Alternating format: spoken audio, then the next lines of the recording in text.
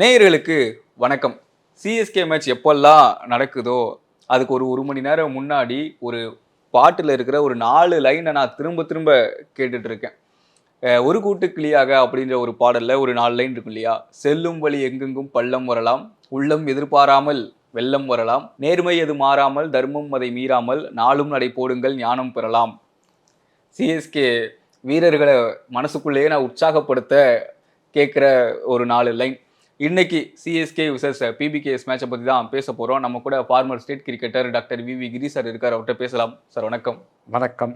CSK வந்து nothing to lose now. ஏன்னா அந்த ராக் பாட்டம் போயாச்சு. அவங்க ரசிகர்களே திட்டுற அளவுக்கு வந்துருச்சு. இந்த மாதிரி நான் எதிர்பார்க்கவே இல்லை. இந்த ரசிகர்கள் வில் டேர்ன் அகெயின்ஸ்ட் சிஎஸ்கே நான் எதிர்பார்க்கவே இல்லை. ஏன்னா சம் ஆஃப் த யூடியூப் இது பார்க்குறேன். நான் ரொம்ப கஷ்டமாக இருக்குது மனசு. அந்த பெல்ஸ் ரோடில் இன்டர்வியூ பண்ணுறாங்க ஸ்டேடியத்துக்கு வெளியே, ரொம்ப கஷ்டமாக இருக்குது. ஓகே, இல்லை சார், எந்த ஒரு விஷயமும் வந்து விமர்சனத்துக்கு அப்பாற்பட்டது கிடையாது. இல்லை, சிஎஸ்கே வந்து 5 கப்பு அடிச்சிருக்காங்க. ஆனால் அவங்க தோக்குறது பிரச்சனை இல்லை. சிஎஸ்கே டீம் தோக்குறது பிரச்சனை இல்லை. இதுக்கு முன்னாடி எவ்வளோ லாஸ் பார்த்துருக்கோம். இவங்களுக்கு இருந்த சப்போர்ட்டை பார்த்தாக்க விமர்சனத்துக்கு அப்பாற்பட்டவங்க தான் எல்லாரும் எதிர்பார்த்தாங்க. இன்க்ளூடிங் நான் சொல்கிறது வந்து சென்னை மட்டும் இல்லை, ஆல் ஓவர் இந்தியா. சிஎஸ்கேனா வேற லெவல், தோனினா அதுக்கு மேலே லெவல், எவரெஸ்ட் அந்த மாதிரி நினச்சிருந்தாங்க. இல்லை, அதுதான் சொல்கிறேன். அந்த மாதிரி ஒரு டீம் தோப்பாங்க, நான் இல்லைன்னு சொல்லலை. ஆனால் எப்படி தோக்குறாங்க அப்படின்னு ஒன்று இருக்குல்ல. நம்ம ஃபைட் பண்ணி நேற்று ஹர்திக் பாண்டியா விளையாண்டாரு, கடைசி வரை போனார். நான் இருக்கிற வரை மேட்சை விட்டுட மாட்டேன் அப்படின்னு போனார்ல. அது வந்து சிஎஸ்கேல ஒரு மேட்ச்ல மட்டும் மிஸ் ஆகலை, லாஸ்ட் ஒரு 2-3 மேட்சஸாக மிஸ் ஆகுது. அப்படி அதனால தான் வந்து பசங்க அவ்வளோ கோவமாக கேட்கல. அதுக்கு காரணம் தான் நம்ம திருப்பி சொல்லிட்டோம். சைடு, அந்த சைடு இல்லை. ஹர்திக் பாண்டியா மாதிரி ஒரு பிளேயர் இல்லை. மற்ற டீமில் விளையாடுற பிளேயர் கூட இல்லை. இங்கே ரொம்ப ஆர்டினரி டீம் செலக்ட் பண்ணிவிட்டு இதுக்கு மேலே எதிர்பார்க்க முடியல. என்னால் எதிர்பார்க்க முடியல. ஏன்னா ஒரு மிராக்கிள் நடக்குமா அப்படின்னு எதிர்பார்க்குறோம். என்ன மிராக்கிள் யார் பண்ணுறது? ஓகே, யோசிச்சு பார்த்தா யாரும் இல்லை. ஓகே, நம்ம இந்த தோனி பீக்கு 2-3 வருஷமாக பீக் இல்லை அவர்.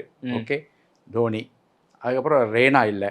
ஆமாம், இவங்கெல்லாம் இருக்கும்போதே வேறு லெவலில் இருந்தது. பிராவோ, அப்புறம் டு பிளஸி, அதெல்லாம் நம்ம மிஸ் பண்ணுறோம். அவங்களாம் வந்து பறி கொடுத்துட்ட மாதிரி இருக்குது. தோனியோட இன்னிங்ஸை பற்றி பேசும்போது தோனியை சுற்றி மட்டுமே ஒரு கொஸ்டினை கிரியேட் பண்ணுறது சரியா அப்படின்னு இருக்குல்ல. மொத்த டீமுமே நல்லா பெர்ஃபார்ம் பண்ணல.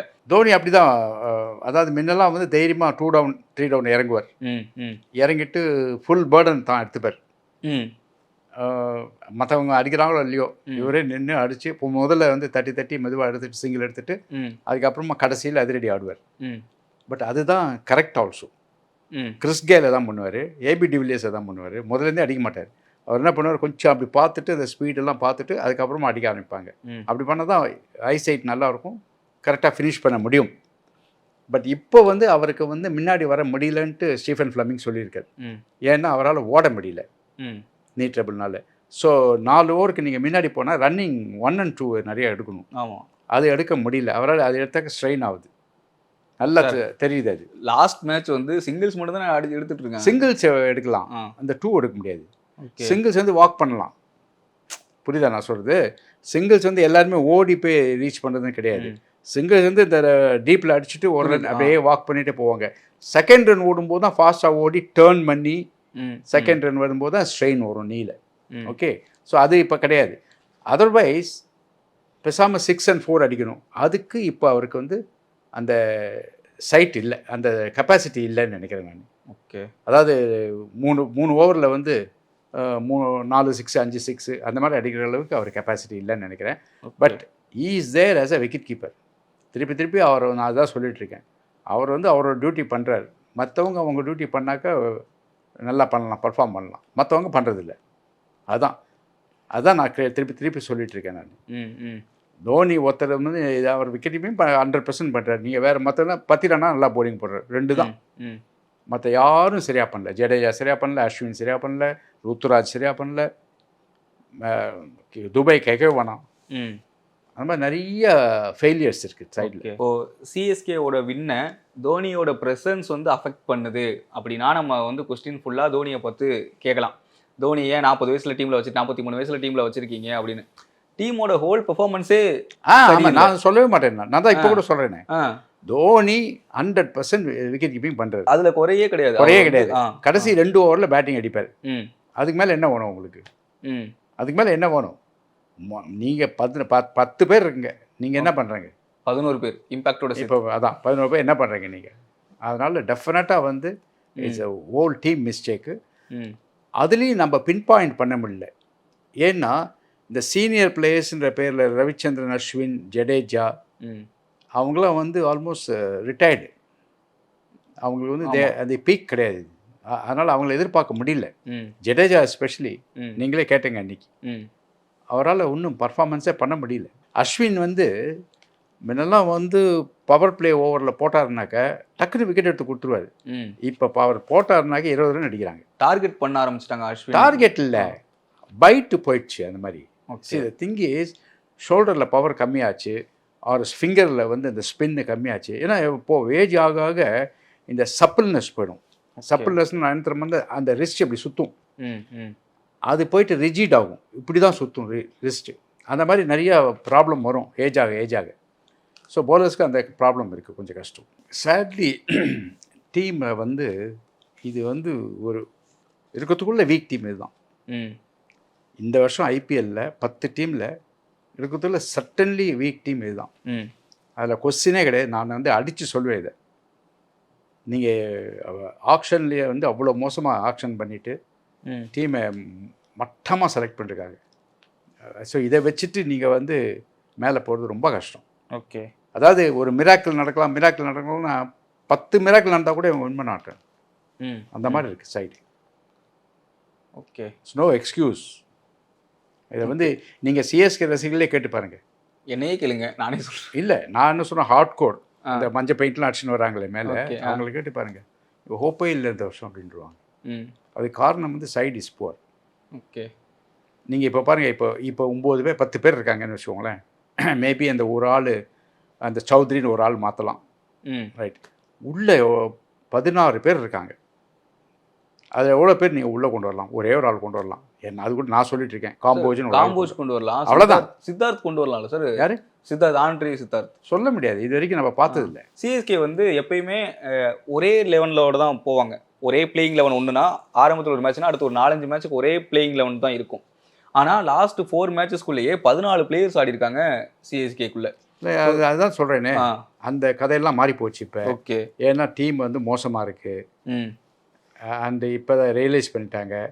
இந்த போகிற போக்க பார்த்தாக்க நெக்ஸ்ட்டு சிஎஸ்கே மேட்ச்சு ரசிகர்கள் வந்து வர ஸ்டேடியம் எம்டி ஆனாலும் நான் ஆச்சரியப்படுத்திக்கிறேன். ஓகே, ஏன்னா 7 ஓவர்சீஸ் பிளேயருமே 4 மேட்ச்ல பயன்படுத்தியிருக்காங்க. ஆனால் யாருமே பெருசாக யாரும் இல்லை.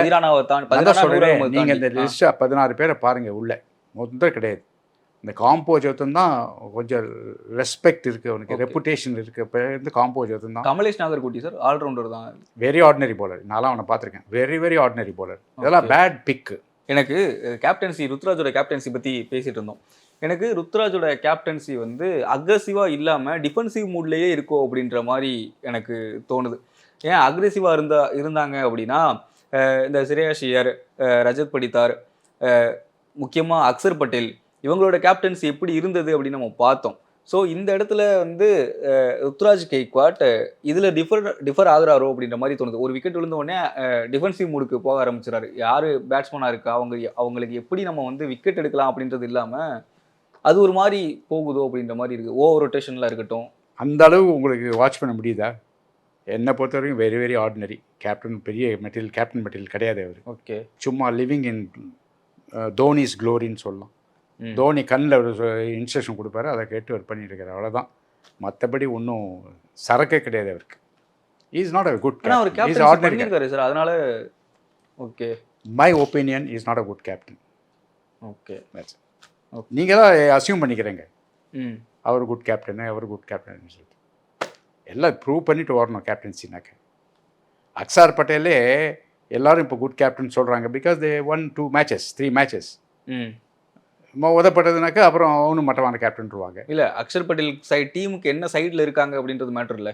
அதுதான் திருப்பி சைடு தான், திருப்பி நான் தான் சொல்லிட்டு இருக்கேன். கேப்டன் அது கேகேஆரோட தியரி தான், எங்கள் சைடு வின் பண்ணிச்சு சாம்பியன்ஷிப், அவ்வளோதான். That what matters. கேப்டன் இண்டிவிஜுவலாக வந்து வின் பண்ண வைக்கிறது வந்து வெரி ரேர். அதாவது அதுக்கு வந்து அந்த அளவுக்கு வந்து கேப்டன் நம்ம கிடையாது. இப்போ சிஎஸ்கேலேயே தோனி ஒருத்தர் தான் கேப்டன் எல்லாருமே அசியூம் பண்ணிருக்காங்க. ரெய்னா கேப்டன் சரி கிடையாது, ஜடேஜா சரி கிடையாது அப்படின்னு எல்லாம் ரிஜெக்ட் பண்ணிட்டாங்க அவங்கள. ரெய்னாலாம் நிறைய 2-3 மேட்ச் பண்ணியிருக்கான், பட் இருந்தாலும் அவனை கண்டினியூ பண்ணல. அந்த மாதிரி it is like this. Rajat Patidar வந்து இஸ் ஓகே கேப்டன் எல்லாம் சொன்னாங்க, பட் அது வந்து இன்னும் கன்வின்ஸ் ஆகலை நான். இன்னும் அவர் நிறையா மேட்ச் பண்ணி தோக்கிற மேட்ச் வின் பண்ணணும் அவரால். நேற்று வந்து ஹர்திக் பாண்டியா வந்து திலக் வருவான் உள்ளே அமைச்சு கெட்ட பேர் வாங்கிட்டார். கேப்டன்னாக்கா தோக்கிற மேட்சை வின் பண்ணணும். பியோர்லி சேஞ்ச் ஆஃப் ஐடியாஸில் ஆர் பர்ஃபார்மன்ஸில். தோனி வந்து பர்ஃபார்மன்ஸில் வின் பண்ணுவார். அதாவது தோக்கிற மேட்சை அவரை அடித்து வின் பண்ணுவார். கேப்டன்ஸ் இன்னிங்ஸ்னு சொல்லுவாங்க. அது மாதிரி நேற்று வந்து கில் வந்து கேப்டன்ஸ் இன்னிங்ஸ் ஆடினார். நான் ஏன் அதை அப்ரிஷியேட் பண்ணுறேன்னாக்கா, அவர் நின்னார் பாருங்க, அதுதான். அடித்து வின் பண்ணுறது வேறு. தோனி வந்து நின்று விளாட மாட்டார், அடித்து தான் வின் பண்ணுவார். இவர் வந்து முன்னாடி ஓப்பனிங் போய் நின்று ஆங்கர் போட்டு சைடை வின் பண்ணார். அந்த மாதிரி இருக்கும். டாப் ஆர்டர் காலியான உடனே நம்ம தோத்துட்டோம் அப்படின்னு முடிவு பண்ணி ஆப்போனன்ட் டீம் கையில் மேட்சை கொடுத்துட்டு வருது வந்து எப்பயுமே ஒரு சிக்கலான விஷயம் இல்லையா? ஆனால் எனக்கு ஹர்திக் பாண்டியா விளையாண்ட விதம் வேற மாதிரி இருந்தது. நான் இருக்கிற வரை நான் தான் அப்படின்ற மாதிரி இருந்தது. அது சிஎஸ்கே மிஸ் பண்ணுறாங்க அப்படின்ற மாதிரி எனக்கு தோணுது. என்னோட 11 ஓகே இன்னைக்கு மேட்சுக்கு சிஎஸ்கே கான்வே அண்ட் ருத்துராஜை ஓப்பன் பண்ணணும் வச்சு. நம்பர் 3 வந்து ரச்சின் வரணும். நம்பர் 4 துபே வரணும். அது அவர் வந்து சும்மா அந்த இதில் உட்காந்து இம்பேக்ட் பிளேயராக ஒழிஞ்சுட்டு இருக்காரு, அதெல்லாம் கூடாது. நேரம் வந்து உள்ளே இருந்துன்னா போலிங் வேறு போடணும். அந்த மாதிரி. தென் அதுக்கடுத்தது விஜய் சங்கர் நேற்று 65-70 ரன் அடிச்சிருக்காரு, 69 ரன் ஏதோ. அதனால் அவருக்கு இன்னொரு சான்ஸ் கொடுக்கணும். நல்லா விளையாடட்டா கூட டெஃபினட்டாக கம்பேரிட்டிவ்லி ஹையஸ்ட் ஸ்கோர். அதனால் அதுக்கப்புறமா ஜடேஜா, என்ன கேட்டால் ஜடேஜா வந்து முன்னாடி அனுப்பலாம். நம்பர் 4 அனுப்பலாம். அவர் ஏதாவது உருப்படியாக ஏதாவது பண்ணணும் டீமுக்கு. அவர் சும்மா பின்னாடி உட்காந்து வேஸ்ட் பண்ணிகிட்ருக்கார் அவர். தென் தோனி, அஸ்வின் எடுத்தால் அவனை வேறு வழி கிடையாது. ஏன்னாக்கா வேறு போலர்ஸ் இல்லை. 5 பேர் போலர், 6 போலர் வேணும். அந்த 6 போலர் அஸ்வின் சேர்த்து தான் அவர் ஆடுது. அதுக்கப்புறமா வந்து Noor is the best bowler. Noor and Pathirana 2 பேர் மானத்தை காப்பாற்றுறாங்க சிஎஸ்கேக்கு. அண்ட் கலீல் அகமட் ஓரளவுக்கு போட்டுருக்காரு. அதான் திஸ் இஸ் மை 11. ஓகே. இல்லை அப்புறம் இதில் இன்னும் நெக்ஸ்ட் பஞ்சாப் டீம் வந்து சர்டன்லி ஸ்ட்ராங் டீம். ஓகே, பேச்சே கிடையாது, அது ரொம்ப டாப்பில் இருக்காங்க. பட் அவங்களுக்கு கொஞ்சம் போலிங் ப்ராப்ளம் இருக்குது. பஞ்சாப் பேட்டிங் வந்து சாலிடாக இருக்குது. பிரப் சிம்ரன், ஆர்யா, ஸ்ரேயாஸ் ஐயர், ஸ்டாய்னிஸ், மேக்ஸ்வெல்லாம் என்றைக்காக தான் பேட்டிங் அடிப்பார். அவர் அந்த மாதிரி பிளேயர். அவரை நம்பி மேட்ச் வின் பண்ண முடியாது. என்சன் இஸ் அ போலர். ஷஷாங்க் இருக்கார். மற்றபடி ஆஷ்தீப், என்சன், இவங்க 2 பேர் தான் ரிலையபிள் போலர்ஸ். இவங்க 2 பேர் தான். ஃபர்கியூசன்லாம் on his day bowls well. I won't rate him very high. New Zealand player. Then மற்றபடி வந்து பெரிய போலிங் இல்லை. ஸ்டாய்னிஸ் போடணும், அவனெல்லாம் அடிப்பாங்க. மேக்ஸ்வெல் போடணும், அவனும் அரைகுறை தான். நாட் அ கன்வின்சிங் 4 ஓவர்ஸ் போட்டு 2-3 விக்கெட் எடுக்கிற போலர் கிடையாது. ஓகே, ஸோ மொத்தத்தில் வந்து அவங்க பேட்டிங் ஸ்ட்ராங்காக இருக்குது, போலிங் வீக்காக இருக்குது. அந்த போலிங்கை இவங்க கேபிட்டலைஸ் பண்ணணும். ஓகே, கேபிட்டலைஸ் பண்ணுறது 1, 2, 3 தான் பண்ண முடியும் சிஎஸ்கேல. ஸோ மொத்தத்தில் வந்து சுப்பீரியர் சைடு இஸ் பஞ்சாப். நான் சொல்கிறத வந்து சிஎஸ்கே ரசிகர்களே ஒத்துப்பாங்க. ஆமாம், அதனால் ஒன்றும் பண்ணுறதுக்கு இல்லை. ஓகே, ஸோ ஏதோ கொஞ்சம் டஃப் ஃபைட் கொடுத்தா நல்லாயிருக்கும், அவ்வளோதான்.